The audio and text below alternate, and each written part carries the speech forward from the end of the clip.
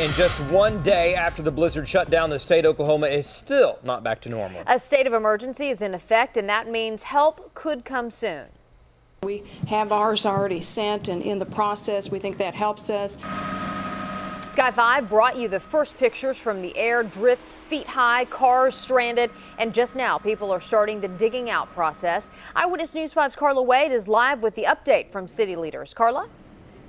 Well, from looking at Interstate 35 from our vantage point and seeing all the trucks and the cars getting on and off the interstate, it's easy to think that things are back to normal. But city leaders this afternoon said it's going to be some time before we have a real return to normalcy.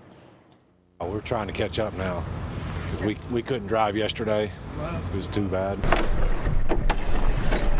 Clint Paxson delivers fuel for Love's Country Stores. Like a lot of Oklahomans, he's trying to get back to work. Extreme cold and snowfall, rivaled only by the Christmas Eve blizzard of 2009, is making it difficult for city road crews to clear streets. If you'll remember, on the blizzard of Christmas Eve, our crews worked for 9 days before we had all of our arterial roads open and running with traffic. On the secondary roads, it's kind of bad because they don't plow them. For now, police are not ticketing abandoned cars unless they are blocking major roadways.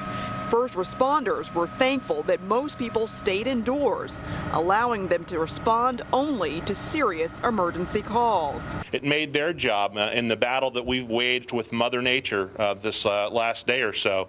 It has made their job easier by everyone staying inside. At the airport, many flights are still canceled or backed up because this massive winter storm has moved east, shutting down major hubs.